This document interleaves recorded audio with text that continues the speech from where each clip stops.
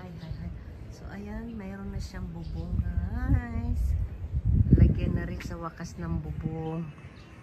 So, yung dati sa taas na yung guys. Dati walang bubong. Dati walang bubong. Ay, excuse me. Ayan, dati walang bubong yan. Tapos, pinalagyan ko yan ng extra yung taas na yun. Kasi pag umuulan, pumapasok yung tubig. Eto bubong na yan, dati, ayan, pinapalitan ko rin yan, lahat yan.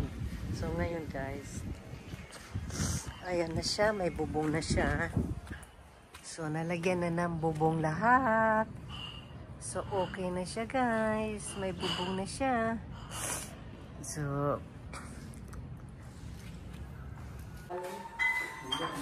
ayan na guys. So, ito na siya ngayon. Mayroon na siyang, so, ayan, hindi pa siya tapos. Ngayon, alam niyo ba guys, sa umpisa, magaling sila. Talaga. Ayan. Tapos nitong huli na nararamdaman ko, hindi na sila kagaya nung sa umpisa, lalo na yung amo nila. Kaya yung sa likod ko, hindi ko na rin ipapagawa yung sa kanila. Ayan o, ayan. Kita mo? 10 days yan, 2 weeks, hindi pa nila tapos yan, no, yung cabinet. Samantala, nung unang gumawa nitong cabinet na to, yung binakbak, isa lang ang gumawa ng cabinet na yun. Nagawa lang niya ng 3 days yun. Dalawa yan ha, dalawang cabinet, kabilaan. So, eto siya ngayon. So, ito na ang bagong, so, ito na, ayan ang pinto. So, ito na siya ang bago ngayon, guys, na inidoro. Dito sa baba, lalagyan pa niya ng cabinet yan. So, bali dati dito, bathtub yan, dito. Ngayon, ayan na siya. Ayan na ang latest ngayon. So, tapos, iyon ang toilet. May bidet. Ayan. Yan lang naman. Tapos ito siya. Ayan, hindi pa masyadong tapos. Kaya ang daming palpak na ginawa. Ang daming palpak. Kaya instead na ipagawa ko sa kanya yung likodan, hindi ko na. Ito, tingnan mo, may damage pa rin siya. Ayan. Kaya yan. So, kumbaga, na-disappoint ako sa kanila, sa boss nila dito. Kaya, nag-change mind ako na, wala na. Hindi ko na ipapagawa yung kwarto sa likod. Ganyan ako guys, pag ako na-disappoint sa isang bagay, hindi ko na yan papagawa. So guys, good morning sa inyong lahat. Ayan, welcome sa ating YouTube channel, mga Bebe Love. So guys, ayan, nakita nyo na dito. So wala na siya, inakot na kahapon yung mga pinagawaan nila dito guys. So inakot ng aking pamangkin kasi panggatong daw niya yun. O ayan. So ayan na lang natitira. Natitira mga kalat dito kasi yung maliliit hindi ko na siya pinakuha. Yung nakikita nyo guys, itong mga bato-bato na to, hindi ko siya pinakuha, pinatapon kasi gawa nga na ito kasing ano ko dito, itong flooring ko dito hindi siya pantay guys.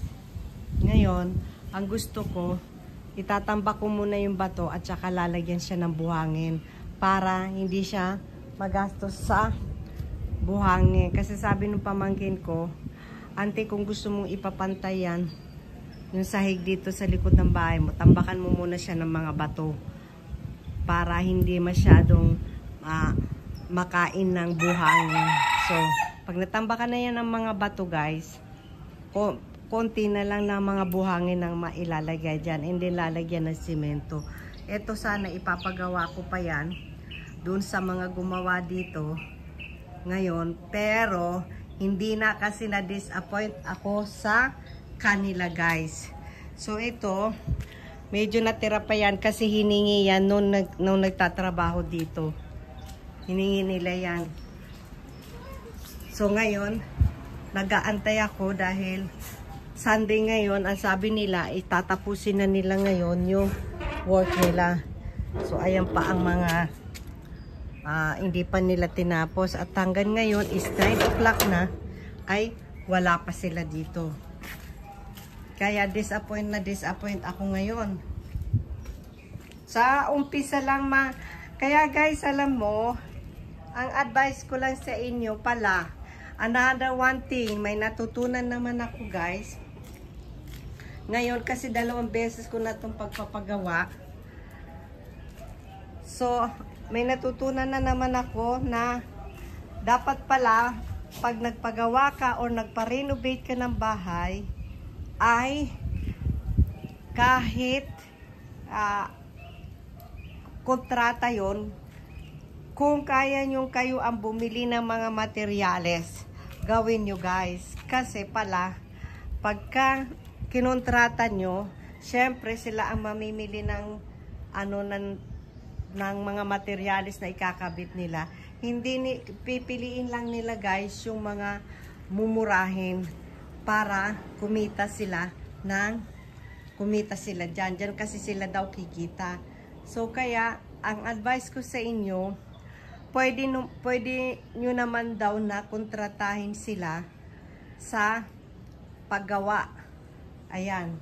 Ikontratan nyo na lang yung labor nila. Let's say 1 month nilang gagawin yun. Pwede yun. Tapos kayo na lang ang bibili ng mga materyales sa ilalagay nyo sa loob ng bahay. Para at least mapili nyo pa kung anong design ang gusto nyo at tibay. Kasi sabi ng pamangkin ko, yung pamangkin ko kasi guys, yung pamangkin ko, yun ang advice sa akin. Nasabi niya, ante, sa susunod, pag ipapagawa mo yung likodan ng bahay, sabihin mo, ikontrata mo na lang sila ng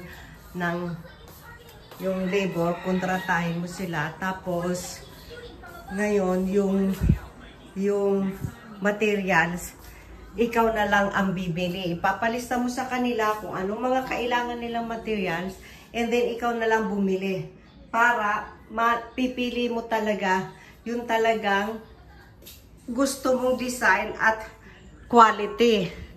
So ngayon tingnan nyo ang dito sa nito, hindi masyadong matibay yung mga pinagkakabit nila. Kaya ayan, tingnan na lang natin.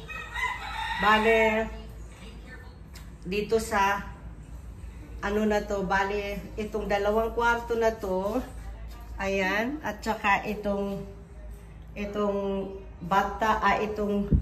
toilet ko, at saka yung ilang bubong ba, 5 bubong, ayan, ang contract nila sa akin is 125,000, tapos nag-additional pa ako guys ng 3,000 dahil pinapinturahan ko nga yung yung pader doon sa harapan ng bahay. Oh, kaya yan. So guys, sana may natutunan na naman kayo ngayon sa aking video. At kahit na pala, wala talaga ako guys makuhang trabahador na talaga yung perfect talaga na, yung talagang as in 100% na satisfied ka. Kaya sabi ng pamangkin ko, kung gusto mo ante na talaga ma-satisfied ka sa mga tauhan, kumuha ka na lang ng company. Yung may company talaga ng mga may engineer, may construction, ganyan. Wag yung mga lang, yung mga tao lang na wala naman skill sa mga ganyan, yung ganun lang. Sabi ko kasi bakit ko naman ikukuha to na engineer, renovation lang naman to. Ngayon kung magpapatayo ako ng buong bahay na as in talaga lupa pa lang at patatayuan ko ng buong bahay, syempre kailangan ko ng engineer doon at saka architect. Yan. Kasi ang engineer, yun ang magtatayo ng magbi-build in ng bahay. Yung architect naman, yun ang magdi-design sa loob ng bahay. Kaya itong kwarto na to guys sa likod, hindi ko na yan sa kanila ipagawa. Ayan. So guys, sana may natutunan kayo ngayon uli sa aking video. And thank you for watching guys. One day na lang to matatapos na hopefully.